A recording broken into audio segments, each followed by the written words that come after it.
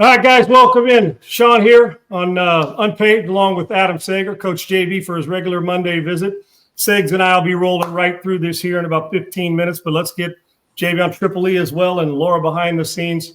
For our audience on Rumble, it's not up live. Well, then that's sorry, they'll get that worked out. But we go on because we do good stuff, and you can check with them about the technology. But go to YouTube, go to iTunes, go to the Spotify, all of the places where you know you will get it on time. So there you go. Segs, good to be with you. We got a lot to discuss today. Let's hit in with Coach JB to start it out.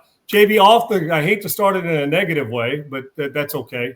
A lot going on with this Mark Sanchez thing, huh? A lot of layers to it. I know you had a conversation on your stuff today, but it looks like it's going to get worse before it gets better for him. Mark Sanchez, obviously, the first story that came out was reported that he had been robbed and blah, blah, blah. Then the second story came out and he was arrested in the hospital. And now that's gone from misdemeanors to a felony. There's a lot of layers to this, JB. Update us on what you know. And once again, would you like to call them shitbirds? And as a Trojan, I hate to say it, I don't know the depth of this because I'm not a journalist reporter covering it. But I can tell you this, booze, public intoxication and booze, and late nights past 12:30 don't match. Never go well together. I can't fathom he's keeping his gig. But then again, I don't make those decisions. But what a dumb way to go about your business, and what a poor decision. What do you know, JB? And welcome in on a Monday after another average week and some really big upsets in football. Right? Horrible. Yeah, man. A good friend of ours had a friend with him that they had dinner. Apparently, and then afterwards, he said he was kind of like off of his rocker the whole night. He said he seemed off, and then this report came out. So, listen, looks like he just did something that you just can't do, man. Like, it doesn't make sense. You're in the limelight. You've already made $50-60 million in your career. You're a big TV name and face, and now you've been hit with a level 5 felony for basically attempted murder. The 69-year-old man's gashed up pretty good. Apparently, he protected himself by stabbing Mark when he wouldn't leave him alone. And unfortunate, man, to see something like this right here from our backyard, watching him grow up and play here in SoCal. But I haven't heard a lot of great things about the man personally, the mutual friend. So it doesn't shock me either. But at the same time, goddamn, I don't get the foolishness of this. I don't. Yeah, foolishness, JB. I mean, people make mistakes, but this is not something you can't control. This is something you can control. Like I said, this is all reporting from a distance. I think we're a society that works too quick to get things first as opposed to get things right. And we didn't even get this right from the beginning. The initial reports, it was not right. But we are in it, and most of our people who do this inside, this investigation stuff are damn good at it around they really are. But at times, especially when it's something like this isn't transaction. This is somebody getting stabbed in the chest and a celebrity involved. And we seem to always err on the side of protecting the celebrity. But a lot of times the celebrity's at fault. Am I right or wrong here? I can't say a lot of times, but at times. And I understand. I just want it right. And sources are sources.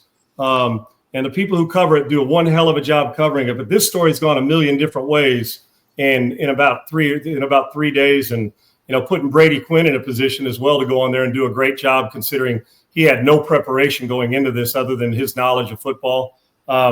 It's just a bad look for everybody involved, and I think we're further away. I mean, there's more that's going to happen deeper than getting this done right away. There's some stuff that's going to go a lot deeper than this. They're going to dive into this deeper, I would imagine, JP. Right? The extent of this thing.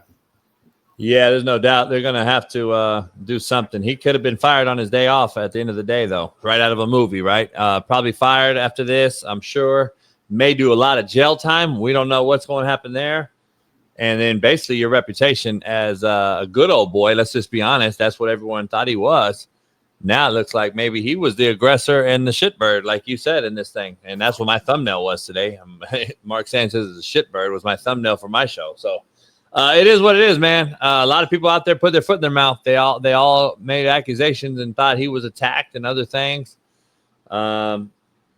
Hey, looks like could be Mark Sanchez issue now, and he'll have to probably lawyer up and fight this thing if he's going to try to fight it. But at the end of the day, cameras are everywhere, Sean. You know that, and there'll probably be cameras coming out soon, and we'll probably have a visual of what happened in the next few days. They're not going to. And those things don't lie, JB. And you know what's crazy? When you go from the M word misdemeanor to the F word felony, now ain't nobody bullshitting. You know, all's fun and games until that F word comes out.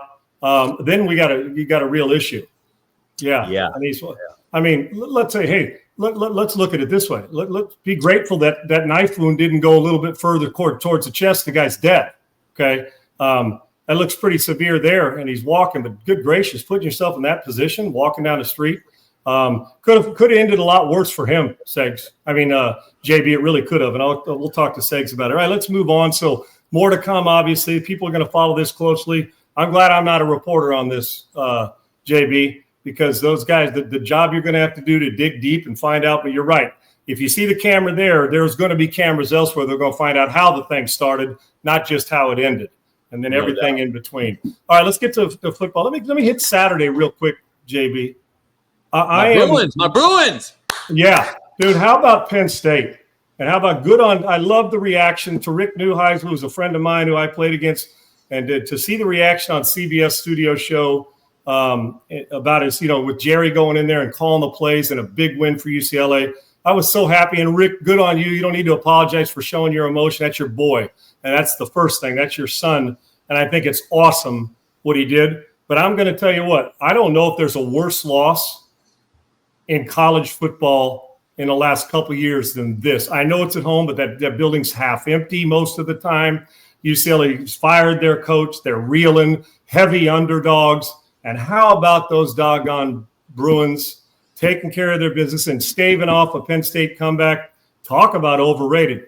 University of Texas overrated, Penn State overrated, even though Clemson overrated. I don't know if my Trojans, they may be overrated as well if they can't beat a good physical team. So we'll see moving forward. I'm telling you right now, JB, college football is a tough watch, and I'm not sure. There is not a quarterback, Dante Moore, maybe at Oregon. There's nobody that would sniff in the first 15 picks of this draft. Arch Manning's not ready to be a pro. He has got to stay back, and right now, the way he's playing and his offensive line blows, that football team right there, I'm not sure if the name was different if he'd be starting. And that's a bummer because I love the Mannings, but that's just the real. If we're going to compliment, we always got to be ready to criticize. They look like they're real and it's rigid, but this Penn State loss was brutal. And there's not one of those I just named that are going to sniff being in the chip this year, having a chance to win it. That's a bad. And there's losses all over the place still coming for all those teams we just named. Yeah, there's a lot. I don't see it. I thought Klubnik would be the best, most ready. He's underperformed after last year at the end of the season. They were playing, and I thought he was most ready, and now he looks bad. He looks like he's digressed. College football is just a quarterback-wise, it's digress. I've never seen nothing like it. I don't know what we're doing in high school, youth Pop Warner, 7-on-7, these personal trainer guys you and I go at. This shit is becoming real bad, watered down, and wonder why the NFL quarterback play looks as bad as it does. It's all a correlation. JB, haven't you seen more regression by the college quarterbacks that were supposed to be good than you've seen quarterbacks that were supposed to be decent that have made progress? I'm seeing more people take steps back that are supposed to be taking steps forward. Can you imagine right now turning your franchise over to a first pick of the draft quarter? Yet somebody's going to get drafted high because just the need and the attrition at the position and the fact that you got to take a quarterback. But I don't see anybody that's changing a franchise around coming in like you're seeing some of these young players do these days.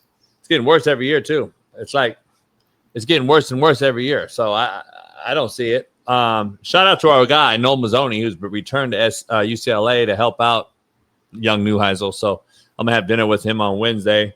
I think it's awesome. And Noel, who obviously for people was a former offensive coordinator there under Jim Moore Jr. So, and Coach Neuheisel. So, the kid. So that's good. He was, I think, walk on there when. Well, when I went there to help out with I went there and helped out with their quarterbacks when Hundley was a quarterback. Nolan invited me out to training camp, and we went in there. And Neuheisel was his son was a walk on. Yep. And, like the second or third string at the time, but you could tell in the meeting room, smart guy, obviously, no shock there.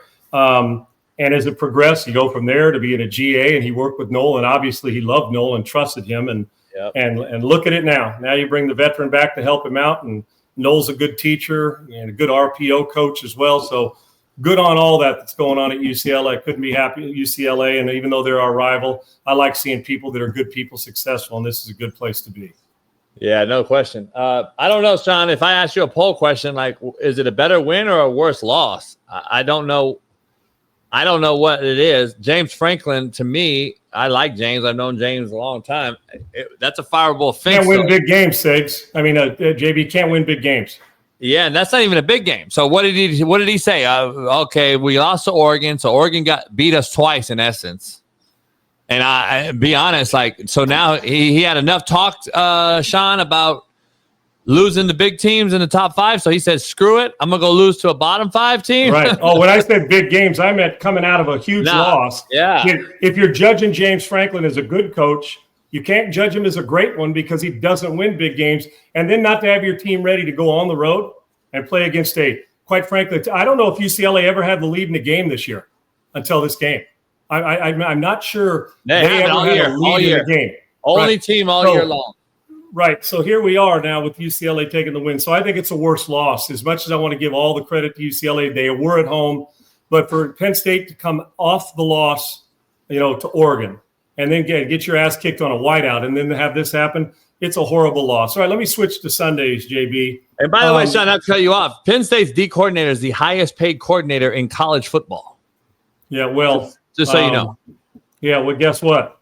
Maybe he needs to go in and in the back door this week to pick that paycheck up. That might not be a bad idea because I got news for you. Going in the front door or put a mask on, like a Halloween mask on, because picking up your check, you didn't earn that one, or donate it back to UCLA's NIL program because they basically stole your soul this week at the Rose Bowl. To Sunday, JB, we're going to get to X's and O's here in a second, and this is kind of X's and O's. As a coach that's coached good players, made average players better, enhanced the program, winning championships, what do you do if you're Jonathan Gannon? Well, we saw his reaction. Mercado looks like he's got some skills, takes it to the house. You don't learn from somebody else's mistakes. JB, what do you do? Are you the type of guy, would you cut the guy? What message do you send that you just keep doing this selfish act of dropping the ball before you get in the end zone? Look at me, cool. And I know the kid said, it was just a mistake. I made a mistake and I got to do better, basically. But where do we draw the line in sending a loud message or sending a silent one and allowing this to keep happening? What do you say to your team? Now, not just that team, but any team that keeps watching highlights weekly of this stuff happening. Cost this team a game. It was a big part of costing this team a game. These kids don't watch enough football. They don't watch football. And what I mean is macro level speaking, they don't watch football. Jonathan Taylor, maybe the best back in football right now, did this last year. The same thing. And he's one of the better backs in the NFL. My point is this.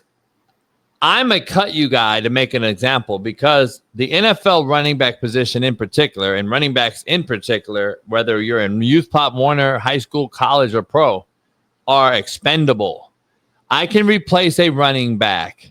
Just remember, the Colts went from Edgerrin James to Adahi, and what was the other guy's name? Joseph Adahi. Yeah, that team. They won a Super Bowl, right? With Adahi and So like my point is, you went from Marshall Faulk to then he goes to the Rams. Edgerrin James, and guess what?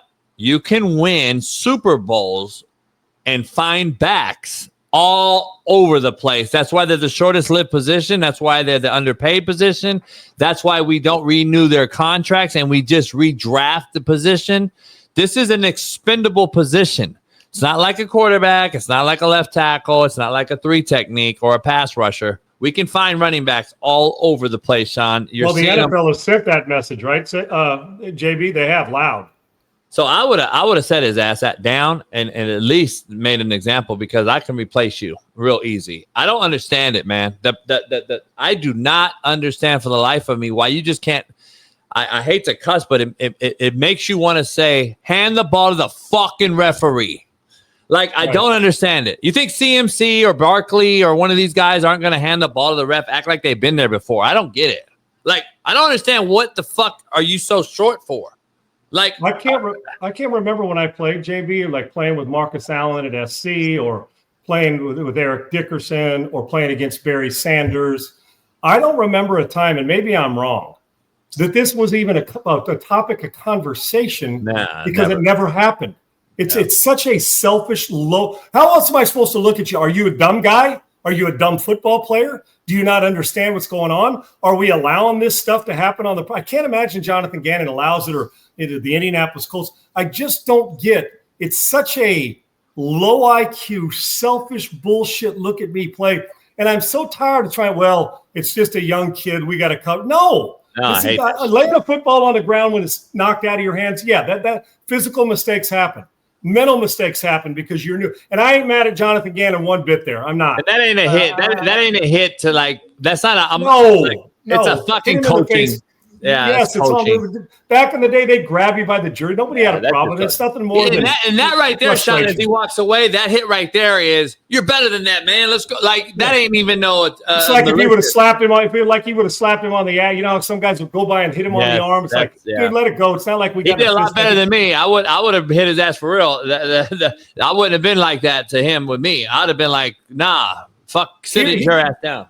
Here's why, JB, why this bothers me so much is everybody else's career is in your hands when you do that. Yeah, there's people's because if I'm the owner, you know what my first thought is? Yep. Well, I don't know what the hell this guy's doing, but why are we allowing this to happen? Even though it's not Jonathan Gannon's fault. Yep. But if it's happening, you say these are those things like constant penalties. Are these guys being able to jump off sides in practice, and are they getting away with this shit in practice? And I want to have that part of me that says, I get it. I've made plenty of mistakes as a football player, but never one that would have done that.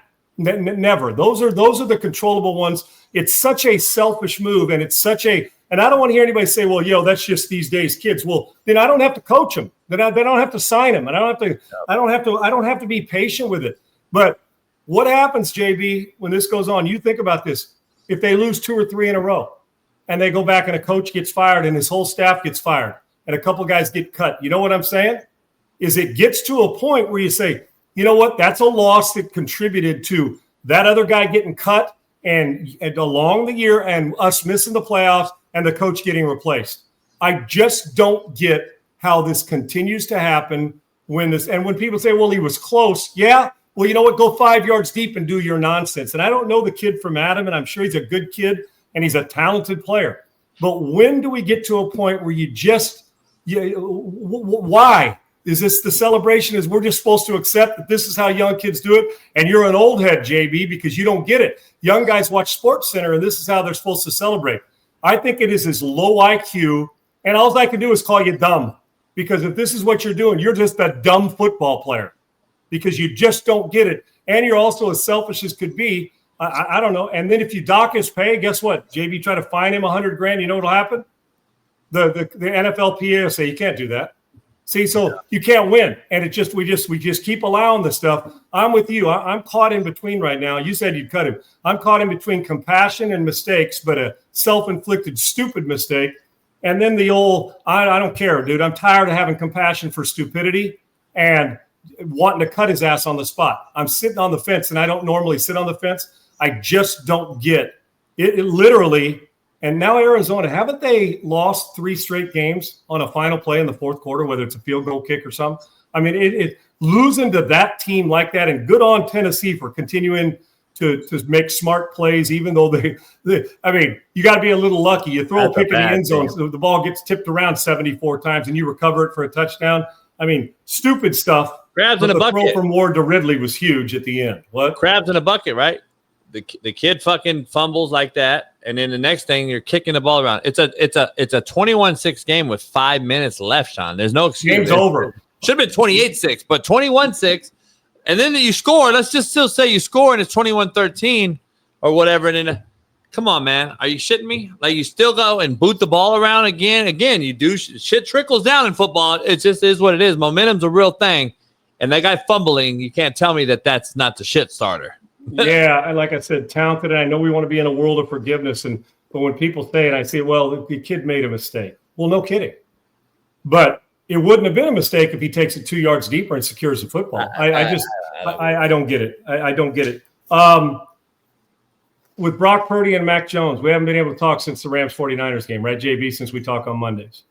Are we anywhere near the danger zone of, and Mac Jones said all the right things, of if you're Kyle Shanahan, that you're going to sit one down and play the other if another week or two he's starting? What do you do with that? So how fragile is that situation in San Francisco? Oh, yeah, it's a controversy. They can say what they want. We've seen this in Tom Brady and Drew Bledsoe, and Belichick had to make a hell of a decision, right? Bledsoe gets hurt. Brady comes in and ends up being Tom Brady that we know today. But then he gets hurt. Bledsoe comes in, wins a playoff game for him. And then guess what? Belichick has to decide who's my Super Bowl starter, and he goes back to Brady. That is a coaching decision that has to be made here by a guy, in a lot of people's eyes, like mine's included, is an underachiever in Shanahan. I think they've underachieved rosters here in Frisco. They've gone to Super Bowls and just can't get it done. While Sean McVay across town has done it and got it done. And the Rams choked this game off. A bad loss for the Rams. I think McVay's fourth down call was huge and bad. But McVay, I trust him. The young head coach. I think the Rams should be 5-0. But listen, at the end of the day, the Niners got it done with an injured roster. So we can't sit here and blame like the Ravens, for instance, for losing like they did. Guess what? The Niners and the Vikings won with backup QBs, and they figured it out. So the Ravens need to do the same. The Niners, Sean, have a controversy. And because you got to look at the history, Shanahan wanted to draft Mac Jones. Yeah, I know. And so I tell people, I said, Mac Jones, Shanahan loved his ass, and he was convinced not to. Yes. Yeah, there's definitely there. And I've been saying you can win in this league now with building a roster and having a lesser paid quarterback. And look at the guys that are winning games. Look at the guys. Just think about it. He's putting up gaudy numbers too. It's not just they lead the league in passing. They're not winning in spite of him right now. Yeah, they lead the league in passing because of him. And then they put Purdy in last week before, and he comes back and they lose. Like, at the end of the day, this guy's undefeated. He beat the Rams. That has to be a huge thing in that locker room. You can tell me what you want to tell me about $55 million or whatever Purdy makes. At the end of the day, that roster and that locker room said, wait up, coach. This guy just beat the Rams, who we think could be the best team in football, and we got to ride with him until the wheels fall off at this point, don't we? Because what are we going to do? Keep putting Purdy in, lose a game, and then he's hurt again, and we put him out, and Mac Jones wins a game? What are we doing? I think we overpay these guys too fast, Sean, and I think he's a bus rider, Purdy. I don't think he's a bus driver, and I just think the Niners have failed the quarterback position. I say it on my show, Sean. I think you have put hubcaps on a Lamborghini. Over the last 6 years, the Niners have been to the Super Bowl several times, have lost, come up short. You've been to a Super Bowl as an organization since you won it last. And we can argue this is back with the Cowboys last one. It's been 30 years now we're pushing here. You got there with Harbaugh and Kaepernick, didn't get it done. You got there with Jimmy, porn star Jimmy, didn't get it done. You got there with Purdy now, you didn't get it done. When are you going to get the quarterback? Because Joe Montana never lost. Steve Young got it done. What are you going to get it done? And I keep saying, you got a hell of a roster. You got this Lamborghini, but you got hubcaps on it. And I just don't think that's a very, very good thing for a Lynch or a Shanahan at the end of the day. Is Mike Vrabel such a good coach that he's going to have this team in the playoffs? And Drake May, is Drake May elevating to a different level? Drake May is that guy. The sophomore slump's a real thing. I think a lot of guys are hitting it. Jaden Daniels, I said, will probably hit it. Bo Nix. It seems like Bo Nix and Drake May are the two best sophomore slump guys we've seen so far. They get that big win against the Philly. And then Drake May looks like a young Josh Allen. He really does. Like, he's big, physical, can make all the throws. At least he's in, and he doesn't have a lot of weapons, Sean. Look around. They got Stephon Diggs, who had a big played great yesterday. Yeah. But other than that, who's Butte? I mean, who's their guys? They got a Hunter Henry, a tight end's decent. Man, Vrabel's a hell of a coach. I love him to death. I don't know why they got rid of him in Tennessee. Look at how that's working out for him. Tennessee's a bad football team. Listen, Vrabel's going to have them guys going through a wall, and he'll coach you hard and love you harder. I love what he's doing, and it looks like the best thing since the early Belichick days in New England, because they look like a Belichick team if you look They at sure it. do. Great defense, Sure do. play defense hard. They shut down the Bills last night, who we thought would score all these points, struggled to score. And then you tackle well. Look at it. You don't turn the ball over. Look at the little things they do. And then you don't really have this gaudy outside wideout core and that you spend all this money on. And you have a quarterback that you're getting away with by not having to pay. And now look at their roster. Look at the money that they're getting to spend elsewhere and improve the roster. The New England Patriots in the next year or two could be a formidable opponent under Vrabel, because I don't care what you say, Sean. If you look at it, you can rebuild a program taking over, right? We always do. We say, listen, but you got to win some games during that rebuild. I don't care what no you question. say. You got to win some one games. And done. The Jets are dangerous with one and done if they're not careful. The Jets are horrible. They're the Awful worst watch. coached football team I've seen. And I said it when he was the DC in Detroit. I said the defense in Detroit's bad. It's unsound. It's gap unsound. There's no gap integrity. But they were so talented on that roster that they won games, and it saved Aaron Glenn. He's not ready to be no head coach. This team is bad, man. In every way possible, they are the worst coach team I've seen in a long time. I've watched the Jets a lot because my player Jermaine Johnson is their big time pass rusher, and I watch this team, Sean. The Jets are a horrible coach team. It's such a pathetic watch, which leads me to. I'm telling you, JB, I know you've been saying it for a while, but I even got to take it to another level as well. I mean, with you and echo it and stand shoulder to shoulder. There's more shitty ass football being played than there is good football. Oh. You got a handful that play pretty good football weekly. You got a handful in the middle that are kind of, you don't know what you're getting weekly. And then you got about, dare I say, 15 teams or more that on a regular basis are an awful watch. I've never been more bored, or I'm telling you, I'm sitting there watching them on a Sunday. It's gotten to the point where I'm saying, dude, I just got to go. I got to go work in the yard. I got to do something. At no time in my life have I been more, I guess, I don't know, appalled's the right way. It was, well, Sean, what about when you played? This had nothing to do. I'm just telling you the overall football as a group, as a whole. The overall product I'm watching, I can never remember when it's been worse with so many teams that it's actually, I mean, hell, the Baltimore Ravens, even with backups, decided not to show up yesterday. They were humiliating. And we never, I mean, I'm talking about no pride or dignity in their own damn building. Even with backups, you get paid, so you got to show up and play. I've never seen more bad football. Put it this way. It's easier to walk away and turn your TV off than it is to keep it on, because the football is pathetic in a lot of places. It's so bad. I've been saying it for years. Whitlock's finally jumped on bandwagon and even said it on his show. Like, JV's been right. He called it. Listen, I'm not patting myself on the back, but football is getting worse and worse. And I've been saying it not just in football, American sports in general. American sports are dying. I would argue they're dead. Basketball, the rules, the softness, the wokeness. Football, look what we got. Fucking Bad Bunny. This is just becoming a bad spectacle. The American sports are dying. Do you set your clock by it? Would you watch this stuff if you didn't have to talk about it? No, not at all. I don't. It's already. Let me ask you a question though, real quick. You and I growing up, and you were playing, and then I'm after you, obviously a little bit. But growing up, let's just say in the 70s, 80s, 90s, there was one game on in your household, you and your pops or whoever, and it was the Ram game, for instance, and their local team.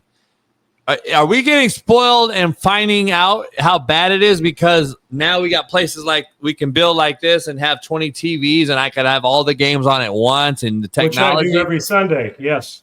Is that, or before you and I, we just watched the Vikings that week because that's all that was on, and we had the 10 o'clock game and the 1 o'clock, and that's the only games we got to see. Everything else was based on Sports Center or whatever, and we didn't get to watch all those games. You think we're spoiled and we're just seeing how shitty it is? Has it always been like this? I don't believe so, because we've taken the rules and stuff is set up in gimmicks and all the things that go with, all the pay and the rest. So the commitment, there's commitment to some. This isn't a blanket statement or an umbrella statement over the whole league, but the ones that are bad are really bad. JB, I think that what happened is that we now get to watch all the bad play. And so we're talking about it more. At that point in time, you say, I don't know. I only saw some highlights. I didn't get to see it all. And I can assure you, Jack Lambert's Steelers and the Raiders and the Rams and the Kansas City Chiefs back in the day, there were some bad teams, but there were still, I'm telling you, the teams that we considered good are bad. Does that make sense? We're watching just horrible football. Now, there's some good players on every team, but the overall product is to the point. It'll make you throw up in your mouth.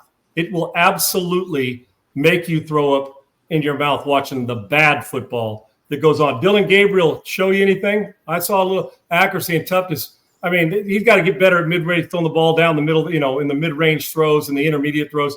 I don't think Stefanski did him any good on the final drive or two.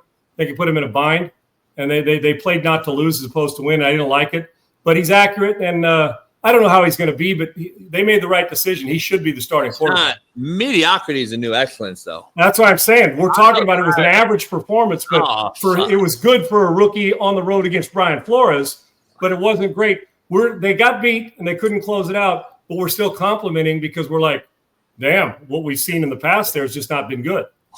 I mean, we got guys throwing for 100 yards like fucking Jackson Dart last week, and we're saying that's the best rookie performance we've seen, and blah blah blah. I'm like, God dang! You saw how quickly the NFL could turn on you when you lay the ball down on the ground. If you're the Giants, you get beat by a horrible Saints team.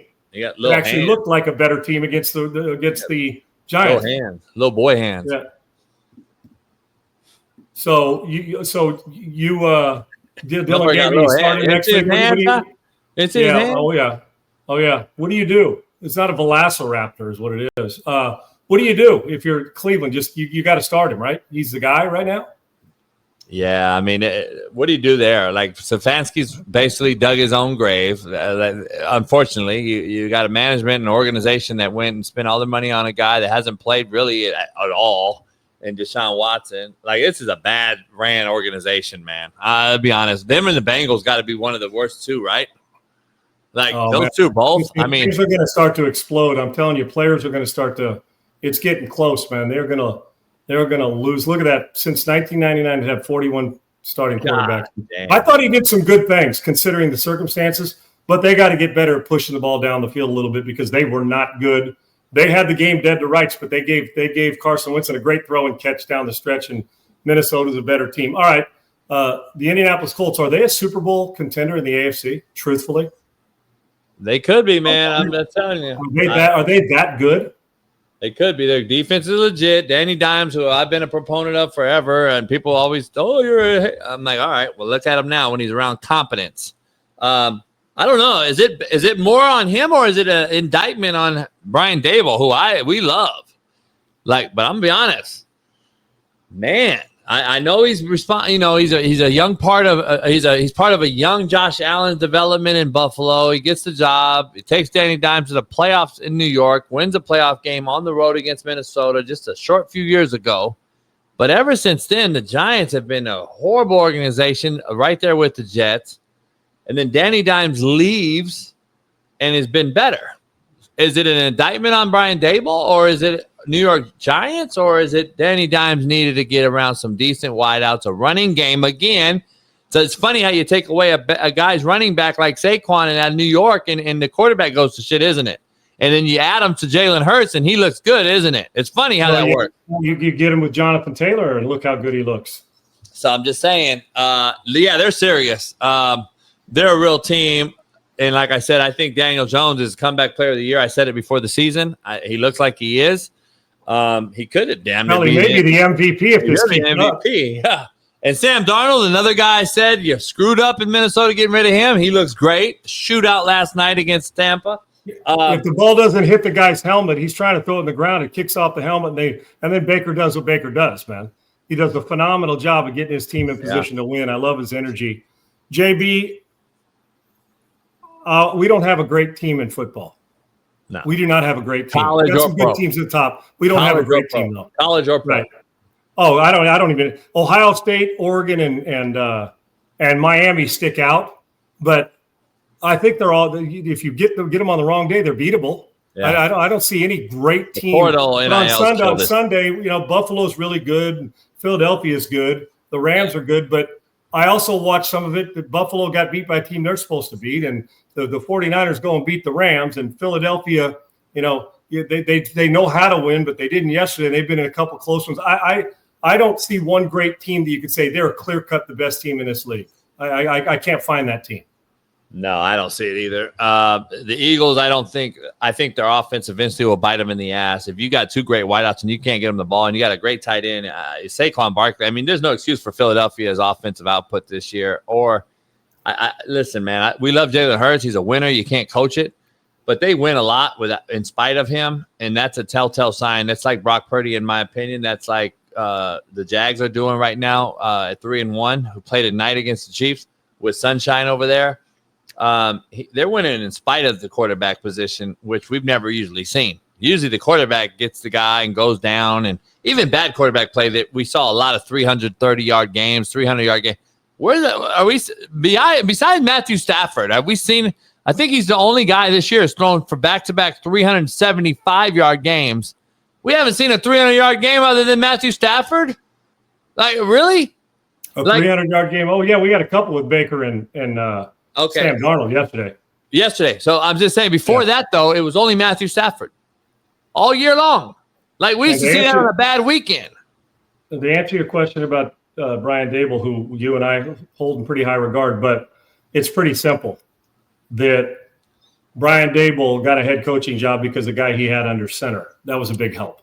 If you had an average quarterback, Brian Dable doesn't get that job. And you could probably say that about a lot of Dak Prescott looks Super Bowl worthy on offense. Their defense is garbage. So that's, again, status quo team, right? They're going to be good on offense, horrible on defense, and now they're probably not going to make it very far. You got Russell Wilson, who threw for 450 yards against those same Cowboys. That tells you how bad the Cowboys secondary is and how bad that defense is, because the Giants haven't done anything since. They replaced the guy with Jackson Dart since the Cowboys can score. They can't play any defense, dude. No, they gave up. They gave up 20 fucking how many points to the Jets yesterday? Like, come on, man. Yeah.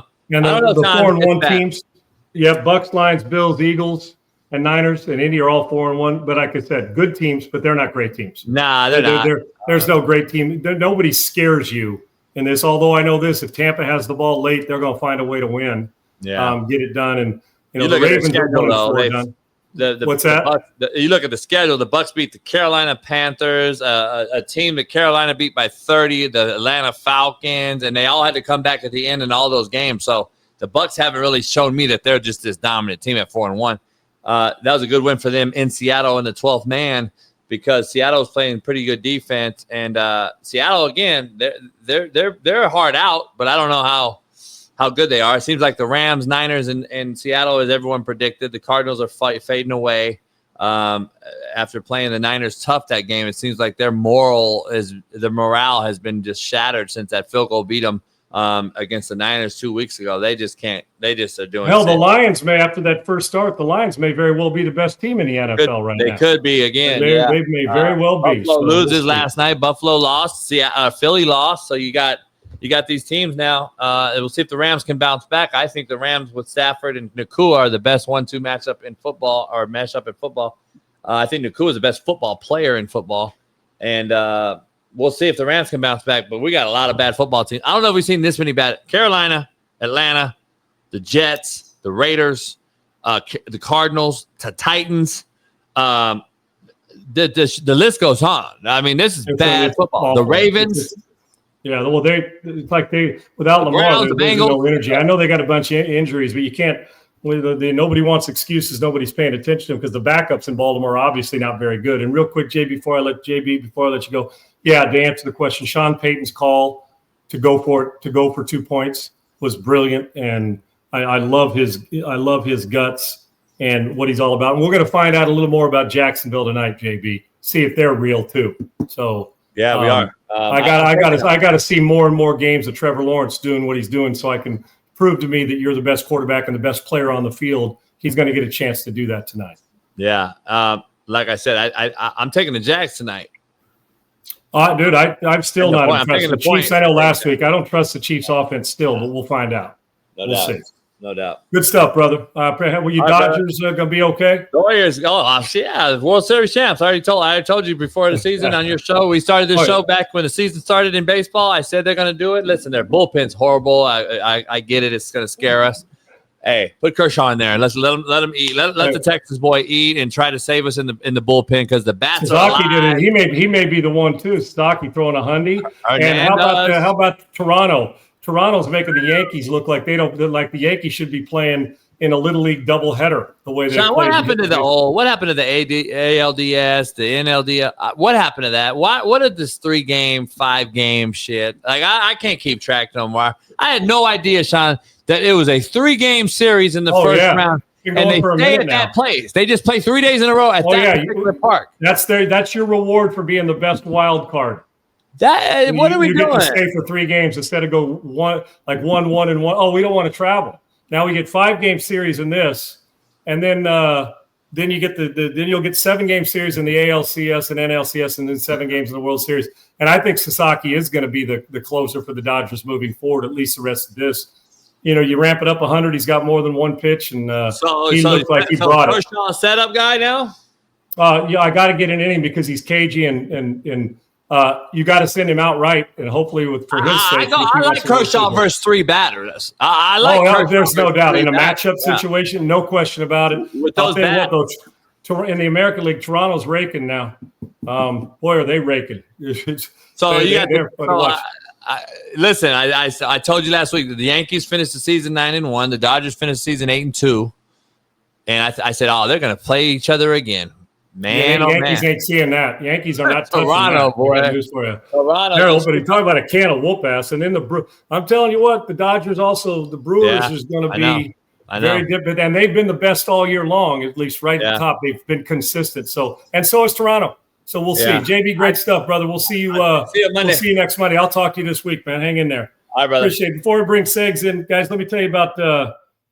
Be clear about cryptocurrency. Okay, it's no longer just emerging; it is here. Listen. 5 years ago, I wasn't even thinking about crypto. Then 3 years, and I'm like, "Whoa, what is this?" And then you start to run into, I kind of like this. Crypto.com is all I'm going to tell you. Well, that's kind of what I'm going to tell you. The latest move cements what we're talking about, that crypto is here to stay. And it's in a big way, and that is the reality. Trump Media just linked and inked a massive $6.4 billion deal with Yorkville Acquisition Corporation and Crypto.com. That's CRYPTO, Crypto.com. And Crypto, the platform trusted by millions of users worldwide.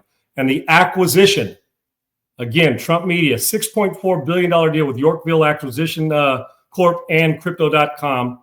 And Crypto is the platform trusted by millions. You guys know this.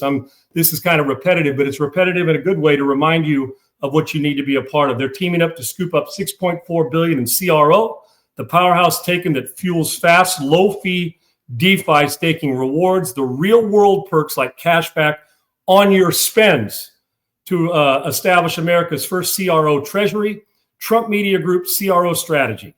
When it's done, this new company will be the biggest publicly traded CRO holder out there. Want in on the action? Head to Crypto.com today. That's Crypto.com. Let's make crypto great again. Amen. For more information on the proposed business combinations and the acquisition, check out Yorkville Acquisition Corp's public filings. And it'll be all right there. $6.4 billion. President Trump believes in it, obviously, and he believes in crypto. He believes in Crypto.com. Go check it out today and make crypto great again. It is here to stay, and it's dominant. Crypto.com, when you say $6.4 billion, they ain't playing. Crypto.com, that's Crypto.com. All right, Segs, come on in, brother. Welcome in, and good to see you on a Monday. And I know you're listening to what JB had to say. My man, I know people, you're hyperbolic. I literally was sitting out and watching my TVs yesterday, and at halftime of a couple of the games, it's a hard watch. The NFL has become a hard watch. If you said you don't get to watch the NFL or college forever, and you and I've talked about it, it's a no-brainer. I'm sticking to Saturdays, not Sunday. And I know there's some good teams. It's not everybody. It's not fair because we got some really good pieces. But the whole puzzle of the NFL, it's just not good. It is just not a good product right now. And I'm trying to figure out why. Coach, player, are we letting things slack? Is it too casual? Are we watered down? Is the quarterback play poor? It has been in some places, but it's been really good in others. And then week to week, some guy's capable of throwing 455 and getting benched. Another guy can throw for 100 and win. And then you get the Josh Allen's who's so good, and Drake May beats him. And Lamar's having a great season, but when he's not there, Baltimore sucks ass. They're not any good at all. Then Mac Jones replaces Brock Purdy, and it looks like Brock Purdy did when he replaced and got the starting job there. And I mean, and the one guy who's been constant in all this, Matthew Stafford, continues to put up numbers. So Jalen Hurts is a winner, but what happens if they had 3 injuries on offense? So Segs, we got Jordan Love looks like a player, but then they get beat by Cleveland 13-10. You see what I'm saying? It's just the constant and it's not just quarterback play. Stupid penalties, defenses that are getting mauled, offenses that seem to be behind. I mean, the Bengals can't play a lick, and we thought Browning would be a guy to hold over, but Segs, welcome in, man. I just my frustration, I guess, with watching, maybe it's the fact that we're so tuned into it that we're being a little too nitpicky, but I don't think so. And dropping balls before you get in the end zone, we're getting to the point borderline ridiculous. It's so bad. Like yesterday, so I wake up, my boys had a football game. So we're there, they're playing, and we come home, get home about 1-ish Central Time, maybe a little 1:15 or so. Games are getting close to halftime, and we sit down, and I put on, I don't even remember what game it was, and we're watching, and they're, my boys are looking up at the corner to see the scores as they're coming through, and I hadn't looked at anything because I was driving and doing all this stuff, and it was just one score after another. My son's just like, geez, look what Houston's doing to Baltimore. Geez, look what Dallas is doing to the Jets. Geez, look what, and it was like blowout. And even the close games were all just bad played games. There wasn't one game in the early part of the day that you looked at and you were like, oh, this is a really good game. I mean, the Eagles game, Broncos wasn't great. I mean, nobody was great in that game. I thought it looked like 2 mediocre teams that had good defenses playing each other. That's what that game felt like to me. And that's supposed to be some of the class of the league right there. Yes. So, and it's just, and I keep going back to it, and we've talked about this multiple times, the quarterback play, the play we see dropping the ball before the end zone, it goes back and Dr. J, we talked about that with JB ad nauseum about Ricardo dropping it. What would you do? Would you cut him? What do you do? Do you move on with him? What do you do? But it goes back to college. It goes back to high school. These guys are not being coached like they were 20 years ago. They're not being coached like they were 40 years ago. It is the coaching, and it's part of you have to be softer on these guys, because in college you have to not only transfer, they'll quit on you. There, exactly. Yeah. You have to keep recruiting them when they're in your building year after year after year. So then that takes away from other recruits, and then you're trying to develop your top guys to get them to the draft, because that's how you get recruits in. But then you're leaving guys at the bottom of the roster not being developed. And then when they come up to play, they're not ready. So it's just right now sport, and that's all sports. It's not even just football. It's all sports. And NBA doesn't play defense. They don't play till the last 2 minutes, and we have load management. In baseball, we got all the gimmicks, and pitchers go 5 innings, and they are awarded. Everybody thinks they're a hero. It's absurd, man. It is, and it's not old man stuff. You could be 22 and watching that shit and say, you know what? This is just bad sports. And it just to echo what you're saying, Segs, about just bad play and stupid decisions. I'm watching the Cleveland game early with Minnesota, right? Yeah. And Njoku catches the ball running down and leapfrogs the guy. Did you see the tacklers, what he did? His helmet, his eyes were straight down at the ground. Did they tell you to see what you hit? He had no chance to make that tackle. No. I mean, his head's down, not wrapping it. He just goes down heads down, doesn't see what he hits, can't do anything. I mean, what do you expect to happen? I mean, we missed some throws yanked into the ground on 3rd down. We guys miss, and I'm going to tell you right now, you could tell me whatever you want about quarterback play, which has been brutal as far as good's been good, but there's been some awful quarterback play. The offensive line play, defensive linemen, and pass rushers completely obliterate average offensive lines on a weekly basis. It is to the point where you get lining up with 5 guys that dominate the line of scrimmage like they do normally in Philly and like they do in Detroit. Trying to find those guys, it's as bad an offensive line play. I was fortunate to play on a team with Gary Zimmerman and Randall McDaniel. I was in college with Roy Foster and Don Mospar and Bruce Matthews, all first-round picks. And you know what? I'm just telling you, those guys, some of the guys I see now wouldn't make a roster that are starting and playing and making $15 million a year. Well, they just wouldn't. Mike says it there. I mean, you can't practice. You can't have pads on anymore in practice. So what are the offensive linemen? Can't practice 2 days in a row in camp. Right. And camp short. Yes. It's ridiculous. Those offensive linemen, that's the ones who are getting really screwed and everything, is the fact that because now we have 7-on-7. What's that not have? Offensive linemen. These guys are not getting the same amount of reps that, high school, like when I was in high school, 3 practices a day, offensive linemen they're going at it, with defensive linemen. It's a watered down game that has been over pussified so much in every facet, not even just practices, but in games. I mean, did you see the call? I think it was, now I'm going to blank, but the quarterback hit that it was Cam Jordan hit Jackson Dart, just hits him from behind. And we call roughing the passer. It's just, this type of shit can't continue if we want. And I'm also going to put it not just on the players and the coaches, also the media and the fans, because Caleb Williams, just go look at his stat. I mean, guys, I think I just pulled him up. He's thrown 8 interceptions in his first 21 games. He's got almost 30 touchdowns. The amount of quarterbacks picked number 1 that have done that are 0, because it's just him. And it's just, but yet you look at the media, Caleb Williams sucks. Caleb Williams is trash. You look at Drake May. They don't Drake like May's him been because trash until yesterday. Right. And now Drake everybody May's loves been a him. good football player. Right. Oh, And no doubt. You look at Baker, you look at Sam Darnold. These are guys that we just don't give quarterbacks any time to develop. If you're not good in a year and a half, you're out. I don't care where you're drafted, you're out. Especially if you're drafted in the first round, you get a year. If you're Dylan Gabriel, you get 4 games. If you're not Anthony good. Richardson's never going to see that job again in Indianapolis if Jones stays healthy. He'll never sniff it. And if he's not played well. Right. And he hasn't played well, and he's been really bad. But like Darnold, we saw the talent he had at USC. We saw the talent that Baker Mayfield had, yet they go to these shitty teams with guys that don't know how to coach them. And then when they're bad, we just push them away, and then it takes them a little bit of time, and then boom, they find it.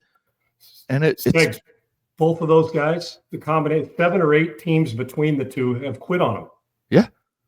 Hell, they were on the Panthers together at one time. Yes. And think about this. And I know you like J.J. McCarthy, and so do I, but he's still basically a rookie, right? And hurt. Think about this. Kevin McCarthy turns Darnold's career around, and Darnold plays well.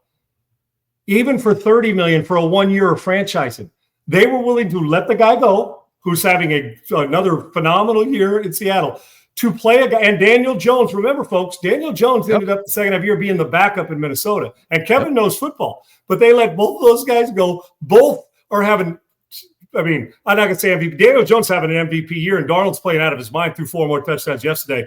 And Baker Mayfield, who was quit on in Cleveland, he didn't get really to look with the Rams, and Carolina, and Darnold in San Francisco, and in Carolina, and in New York, and in Minnesota. Darnold's on his 15th, and he's down 30. But they passed on that to go to a rookie who's in his second year, who is going to be a good player, who didn't throw a lot at Michigan, but didn't play a snap, and you just decided to clear house and bring in a guy who's been a 6-team journeyman in Carson Wentz, who actually made some great throws yesterday to help them win against a good Cleveland defense. Dude, it's beyond nonsense and nuts, the stuff that I'm watching every week on football and decisions that are made. And you are 100% correct. And I'm just going to tell you, it ain't going to get any better, because the longer we go, NFLPA is going to continue to limit training camps.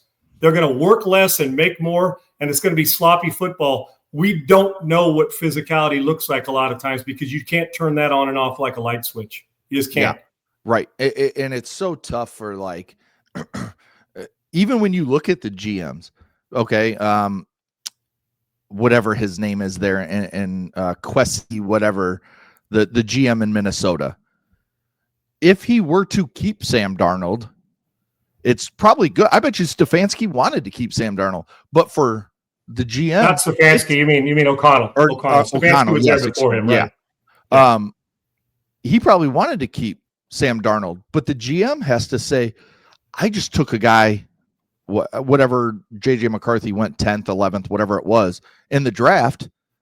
I cannot let him sit on the bench for 2 years, even though we got hurt. Why? In year one. I know my answer is why. He's under a rookie contract. Then the media and the fans start trashing you, and then it gets to the owner, and then the owner starts thinking it. It's everybody. It's like you guys were talking, you and JB talking about the fact that we can watch every game. We can see all these games. We got all these TVs now. We can watch every second of every game if we want. And we overanalyze every single throw, every single snap, every single block that an offensive lineman makes.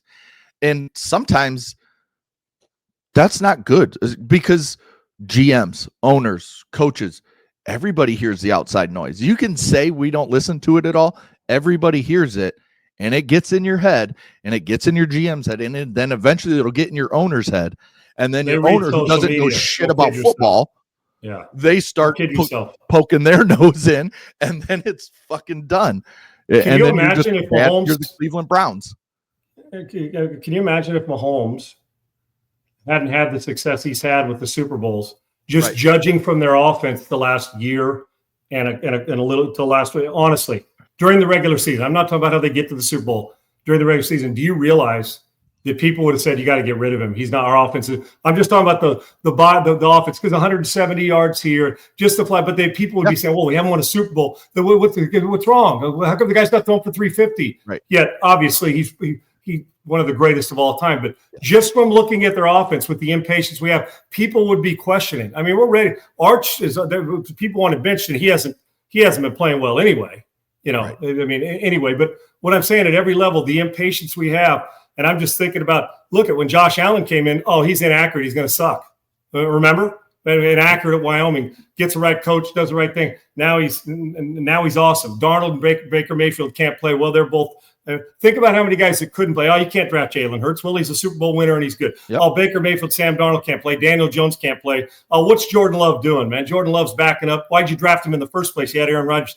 And look, I mean, it is crazy how the expectations we have, and if somebody puts up one big stat game, you better throw for 250 to 300 every week with the way the rules are set up. You better. So the choices we make every week, and the incredible lack of patience we have with anything. Now, some play their way right out of it because they suck. Okay, right. I mean, that's not fair. I know it's hard, but some play their way right out of it because they consistently are inconsistent, which makes them. Which we use the word suck, which is a little bit harsh, but. I mean, Zach Wilson, are they ever going to see the field again? No. And consistent. Look what he had a chance, and now our thought process about him is you can never fix him.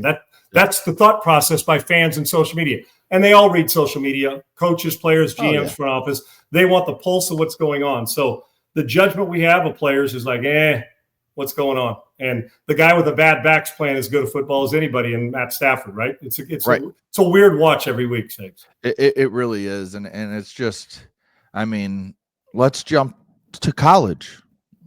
Florida, you called it. You had Florida winning the game against Texas, and they dominated Texas for the most part. I know it ended up an 8-point game, but that game wasn't as close as the score. Right. And Arch Manning did not look good. I mean, there's plenty of Texas fans on Twitter that'll tell you he's not the problem. And some of it's not him. That offensive line struggles, that the wide receivers dropping passes, but he's also a big part of the problem he holds on to the ball so long. What happened to him being this great runner? I mean, that's all he was used when Quinn Ewers was there. And now he doesn't do any of that. It's just, and Florida, you said the defense was getting better, and the Yeah, defense and they were was physically better. awesome. Well, they physically and they dominated their offense run game over the that vaunted Texas defense who was supposed to shut them down here. Listen, and sometimes it pains you to say stuff that you got to say because you love the family, Right. and you believe in it. And I love the Mannings. I do. I do. But just as quickly as the truth is, we've never had a quarterback, and I can remember, with this much expectation when he came out of a Christian school in high school in Louisiana. Right. Elway was high publicized coming out of high school, Granada Hills to Stanford. But once he got to Stanford, we weren't talking about him like how talented he was, but the expectations still were not like they were on Arch Manning. And we had a little more patience then as well. Trust me, guy I would say is like it felt Tebow. Like I remember Tebow hearing about him in high school, and then he went to Florida with Urban, and it was like, when is Tebow? Remember Chris Leak was the starter, and it was like, oh yeah, put Tebow in. That's the other guy that I compare to Arch Manning. Right, there's no doubt, it's even more so because of the Manning name. Right, and an uncle, a grandfather that was phenomenal, two uncles that are off the charts, and a dad who's a great man and was a hell of a player himself until he got hurt as a wide receiver. So with that, the expectations, and you can see it in Arch's face, dude, he's laboring. Now, their offensive line can't block you and me. So this pains me to say, just from watching and the lack of energy, the way they're playing offensively, the truth is if his last name wasn't Manning, he probably would be benched. Probably. Now, I don't know if the next guy would be better because the offensive line doesn't block anybody, but a lot of rigid and the mechanics are not consistent. But then you see him make a couple throws, you're saying, now that's who Arch Manning's supposed to be. Right. So there's an unfair, but he's not void of criticism and he's not void of compliments either. But when people ask me, well, would you bench him? I had a friend of mine ask me this today, texted me it. And I said, he didn't transfer when he was on the bench and everybody wanted him to play. And I almost feel like Sark can't bench him because I almost feel like you owe it to the man. He stayed. We're going to let him play through this. And I get it, 100%. Now, do I think that Arch Manning's a complete bust and isn't going to be played? No. I can tell you this. If he declared for the NFL, it'd be a major mistake. And I would imagine that he's not ready. He wouldn't be you can't take him in the first 5 rounds right now, the way he's playing.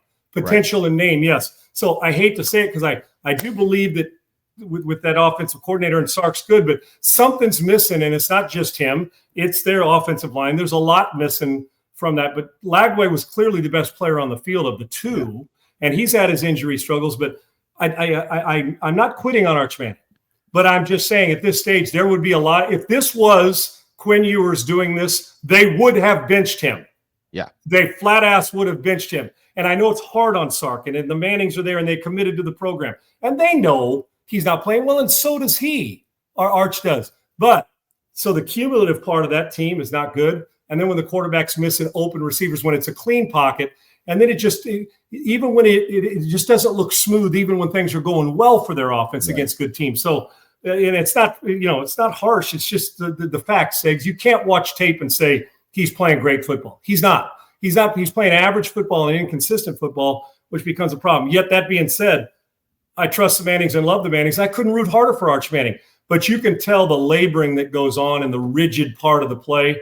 And mechanically, it's been up and down for a family that lives there. He needs David Cutcliffe and the Mannings to get together when this season's over again, and I'm sure they will. But right now, all this, I think he's trying to be something he's not, just from my vantage point. And it's not helping because he's running for his life, and then you hold the ball too long, and then you try to play hero ball, and in the process, you're getting your ass handed to him. It's tough, but they're not getting any better offensively. They're getting worse. Yeah, and it's just the run game's not good. Nothing's good right now for that Texas. They're not a national title. Them, Clemson, Penn State, not a one of them is going to look at a chip in the face this year. No chance. None of them. Number one coming into the season, now unranked. Number 2 coming into the season, you just mentioned them, Penn State and Nittany Lions, and now they are unranked after losing to UCLA, and which is the worst loss of the season by far for any team. And the fact that you guys mentioned it, UCLA had not led for 1 second. 1 second. They hadn't led for 1 second all year long. And then you come out here and do this. And then you've got James Franklin, who's just a fraud. I don't like James Franklin. I think he's not a big time coach. He's a fine coach. He's a good coach. He's not a great one. They don't beat good teams. They got beat, right? Yeah, that's the worst loss in 2 years from anybody. I don't care that it was on the road. UCLA was abysmal. I said after the game on Saturday night, so what's James Franklin's excuse for this Penn State loss? That's what I said on Twitter. And I did not pay attention to anything after that. I was tired. It was a long day because I was at a volleyball tournament most of the day. So I was tired and I fell asleep early. Then I'm looking around after I get home from football yesterday, and I come across a tweet that was James Franklin's quote after the game. And he said, "We did not handle last week's loss well. We also lost some players in that game during the week. Then everything else, and then travel. Everything else did not come out with the right energy to start the game." So he's got all these excuses. And that's all on coaching. Yeah, that's all on him. Last week, some injuries. So you still had your quarterback, who was the number one Heisman favorite walking into the season. You still had your 2 top 10 running backs in the country playing. You still had one of the easiest schedules. I think actually it was the easiest schedule in Power 4 football this season. And now you go from number 2 ranked to open the season to unranked, and you're not a good football team. I told you the quarterback's not a first-round pick. Allard's not. He doesn't win big games like that either in big moments. And that wasn't a big game. I'm talking about you saw when we go back to the game against Oregon. Listen, average. I don't want to hear James Franklin's excuses about travel, considering those teams out there got to travel to play every single friggin' week, damn near, when you're UCLA or USC. And you got to travel out there. And by the way, I do believe Oregon went across the country and kicked your ass in a whiteout in your own building. Let's remember, when you go to Penn State, you got to stay almost an hour away because there's nothing for visiting teams. Happy Valley. It's like an hour trip in after you get there. You got to drive from whichever, if Pittsburgh or Philadelphia, whichever one's close. Underachieve. Yeah, it's just James Franklin does the same excuse thing. Making. Yes, every year, every single year, he makes excuses. Oh, I don't want to make excuses, but we got guys that are injured. Well, get along. Everybody's injured, and you're playing against a team. Quite frankly, it was a JV team for the most part. The way UCLA's played this year, and you went in there and got beat. The excuses travel. I don't want to hear. So Oregon's. What was the excuse they made coming into your building? Nothing. And the truth is, if you were, and the truth is, the way UCLA's team is right now, and they're not very good, dude. They have been awful. And this is a great win. I couldn't be more happy for them, even though they're a rival of my Trojans, because I like the way they did it. Noel Mazzoni, and I like the new Heisel family, is that you probably should be good enough to have like 6 guys on each side that were hurt and still beat them with your backups. That's the depth. I'm talking about depth-wise of their team. That's not saying the UCLA didn't have good players, but the whole, they've had to change coaches. They got an interim, all that stuff. You should have been able to have some injuries at key positions and still gone out there and won. Oh, yeah, they fought back, resilient, great. Oh, you gave effort? Everybody gives effort. The excuses of travel, and whose job is it to make sure his team doesn't take the ass whooping they took from Oregon into the next game? It's James Franklin's job. Yes. And guess what? He didn't do it, which tells me, well, do you have some players that aren't buying in? Did they check out on you? Or did they think UCLA, like everybody else, that thought this was going to be a cakewalk, you're going to win by 40? It wasn't. You gave up 40 plus with that great defense and with a high-powered offense, and you had to fight your way back to even make it close because you were getting your ass handed to you in the first half like no other. Yeah, and JB mentioned it. You paid, I think it was either $2.3 or $2.8 million to Jim Knowles to come in, and we've seen him struggle in big games at Ohio State over the past few years. You bring him in, and what does UCLA do to you? They run the ball 52 times for 280 yards and 3 touchdowns against your top of the country defense. Penn State's losing against Eggs at least once. Yes. Now, I'm going to tell you another thing.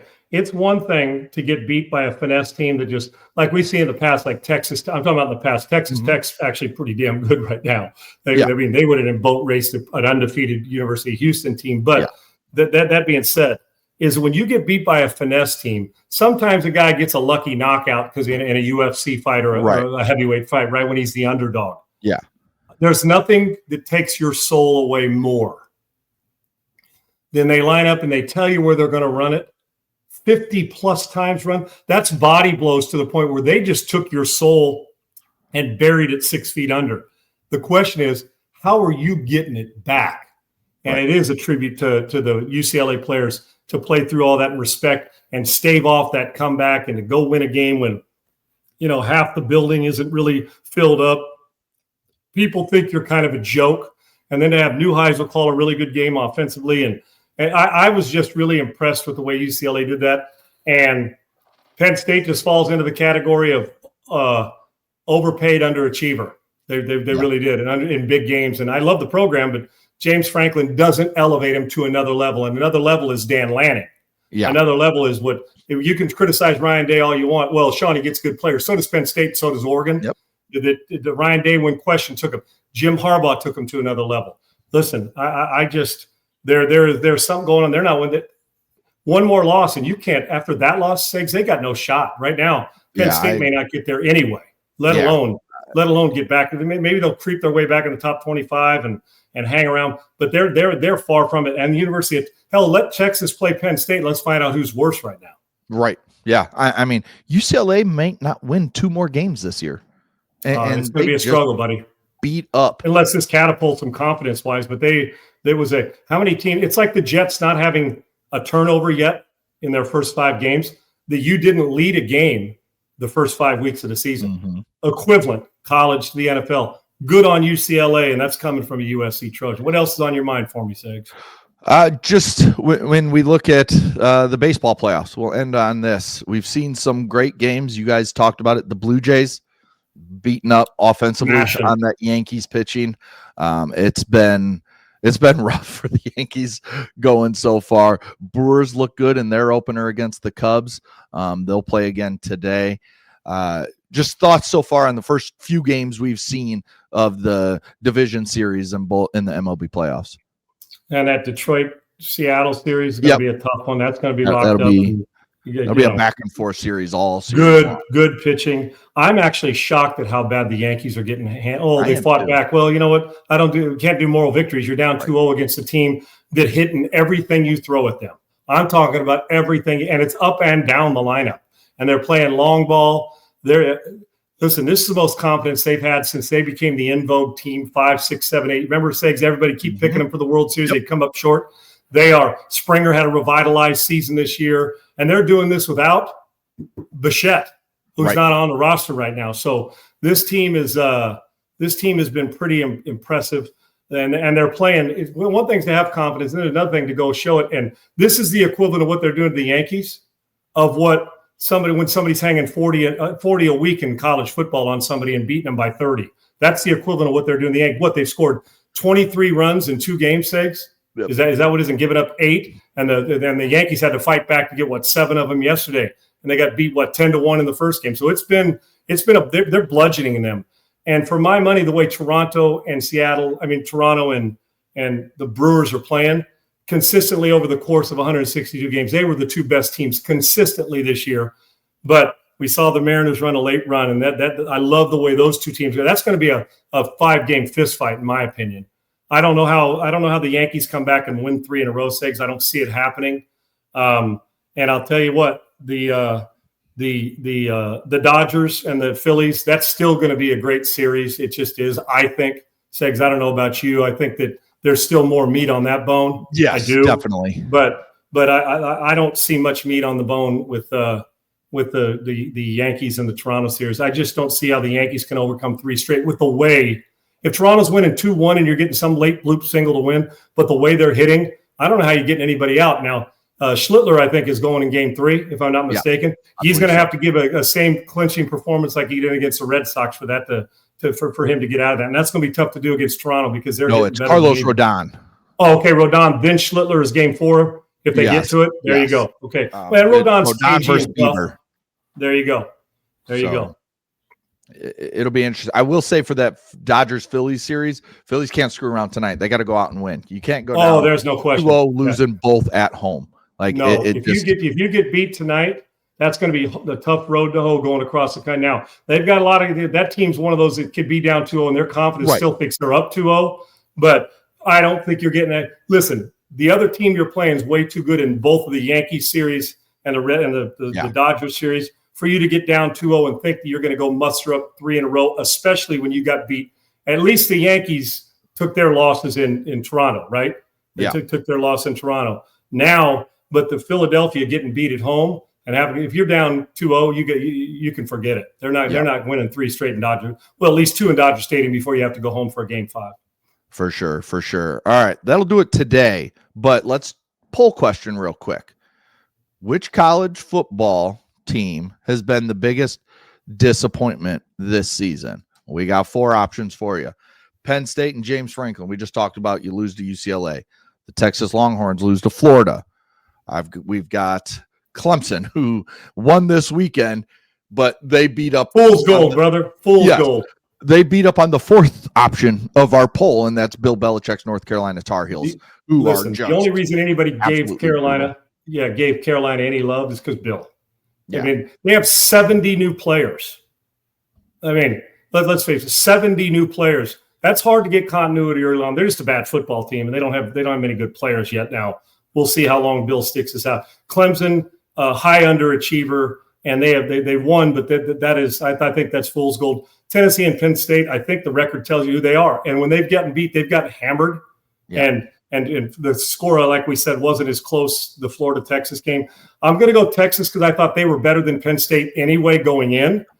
But the only advantage is that Penn State had a veteran quarterback that came back that was supposed to be the guy to take them where they wanted to go, and Arch was getting all the pressure his first start.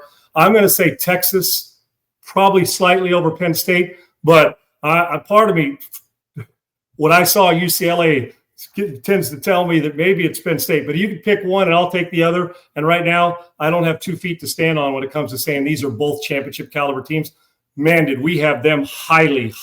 3 teams that were supposed to be in the final 12 are 3 teams that should really struggle to get in because there's losses on all their schedules the rest of the way, I think, between Clemson and Clemson probably has a better chance to run the table than any of them because of the conference they're in. But between Penn State and Texas, you can forget it, man. I don't see either one of them running the table.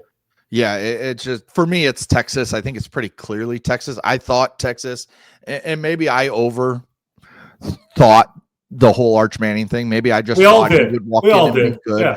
But I just don't, and I'd never trust James Franklin. Never have, never will. I will never trust that Penn State team as long as James Franklin is leading them. And I trust Sark. I did. I do. I trust Sark.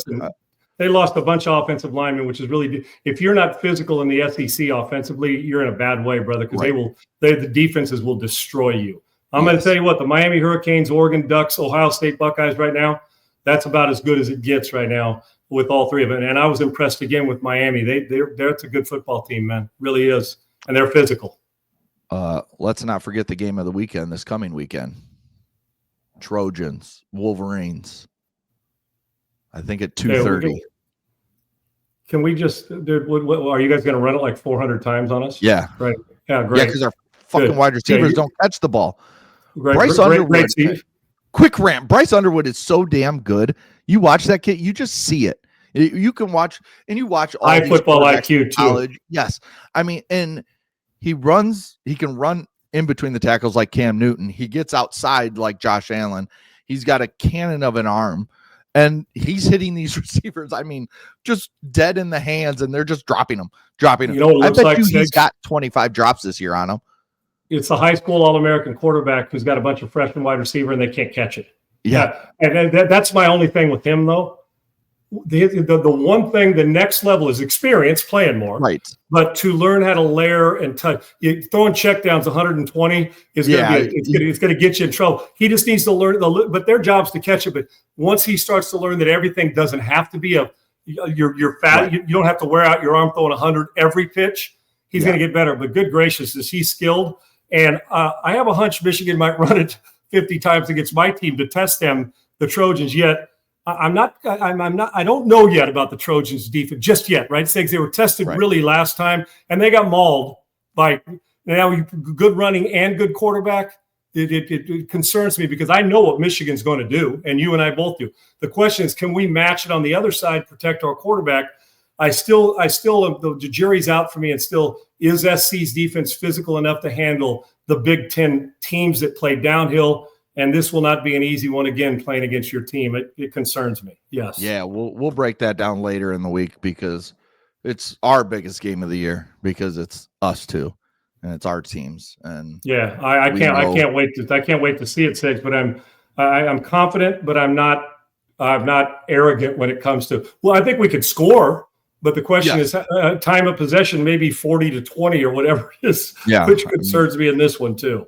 Justice Haynes has arguably been the best back in America to start this season. So and then you start keying on him, and your quarterback can do a lot of damage on the perimeter and big plays out of play action. He just needs, once he learns a little bit of touch, which he'll get some feel, he'll get an idea. But they lay the ball there are too many balls that are caught and dropped by them that they're going to have to against a team that has a quarterback that's playing well on the other side as well. Yes, Mayhav is a fantastic talent, and he's a guy that I think, when all said and done, he could be a high draft pick in the NFL draft because of just what we're seeing.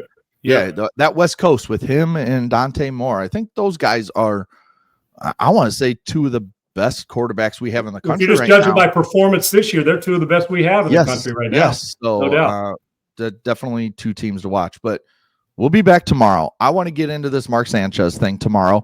I'm kind of waiting to see what more information. Get it right. Don't get it first, Six. That's what I'm waiting on. I agree. Had the felony report come out this morning right before the show. So I want to see what more comes out today on that. We'll talk more NFL. I want to talk more about the fact that we don't have an elite team. I think that it's just a lot of average football with some really bad football at the bottom. Yeah, I'm with you, Detroit. And again, go back to the quarterback conversation we had. Jared Goff was a bust. He was, even though he went to a Super Bowl, he was a bust. And they had to trade him, and they got Matt Stafford for him. And now Stafford's better.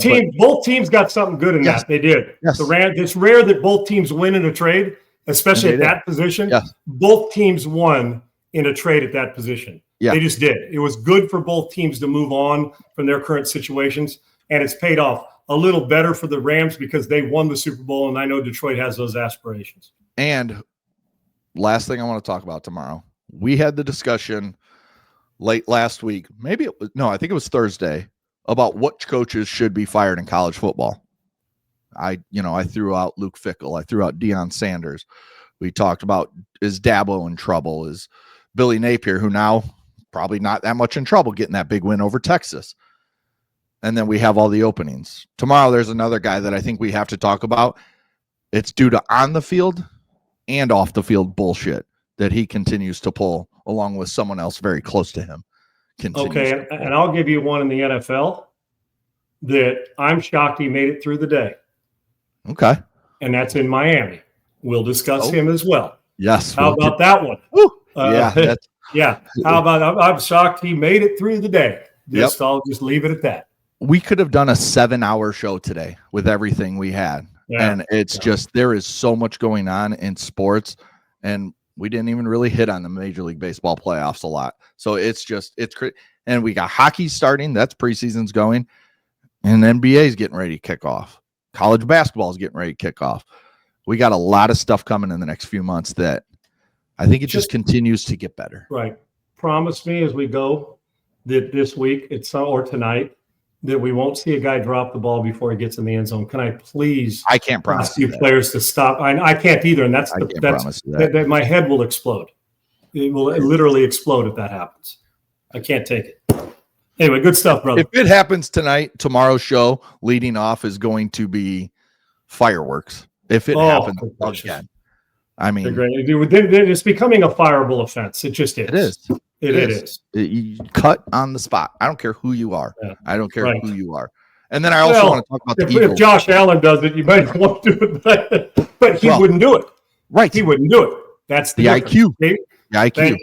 Football IQ is the most important thing in the game right now, and it seems like we're struggling in that across the board. The problem is teams and players right now, a lot of them don't have it, and it's a problem. All right, we'll be back tomorrow 12. Go vote on the poll question at Unpaved on Rumble. You can follow Sean at Sean Unfiltered, me at Adam G. Sager. Thanks to Coach JB for joining us as he does every Monday. Thanks to Triple E. Thanks to Laura. Again, we got a lot to talk about tomorrow. We'll get right into it right at noon Central. We'll talk to you guys tomorrow. Peace.